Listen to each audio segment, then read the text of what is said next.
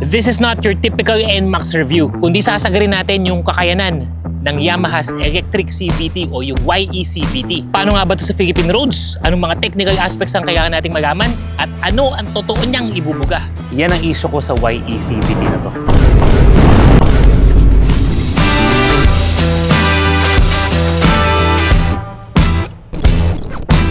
Kaya naman galing Bulacan ay bumiyahe tayo pa Quezon City para sa unting briefing at hapunan sa Asadore. Tapos syempre pahinga muna tayo sa Privato Hotel para recharge tayo para sa biyahe kinabukasan kasama ang iba pang mga NMAX TechMax riders. Maaga pa lang gising na kami para maghanda. Unang stop natin, Siag Malolos, unting regroup tapos rekta na sa Pampanga. Dito sa Nonos, breakfast muna tayo para may lakas habang nagra-ride.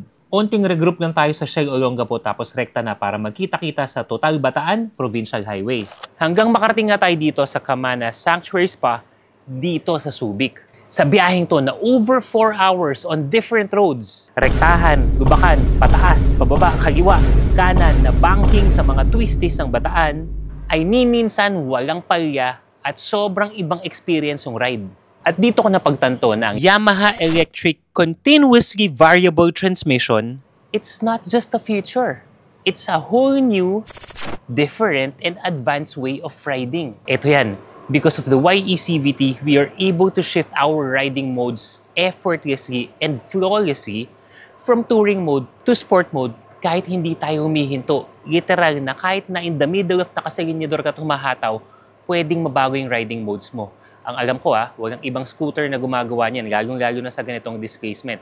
Yung iba kasi, kung sakasakaling may riding modes, you have to stop, change the riding modes, and then go again. Ito, rekta mo lang, magbago ka ng riding mode, kayang-kaya nito. Hindi lang yun, ito pa, the Y shift modes. Kakaiba to pagdating sa riding power and capability ng technology ng YE CVT.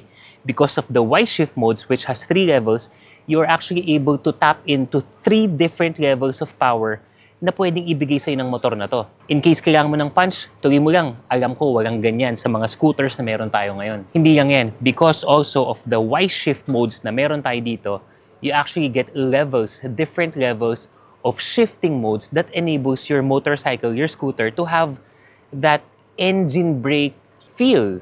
Talagang mararamdaman mo, para talagang nagda-downshift ka kung decambio yung motor mo. What it does is it actually smoothens your deceleration. Kapag mas smooth yung deceleration, hindi na tayo masyadong gumagamit ng preno, mas consistent yung power output, syempre less stress on the brakes, lalong-lalo na pag mga downhill, twisties, yung mga ganyan, mas swabe, mas bigay todo yung power ng makina, at saka mas smooth yung pag-decelerate mo. Kasi nga, hindi mo na kailangan gamitan ng preno Lalo-lalo na sa mga dinaanan nating twisties dito sa Bataan, talagang may enjoy mo at ibang-iba talaga experience. Literal na meron kang functions ng cambio, pero naka-scooter ka. Paano nga ba nangyari yun?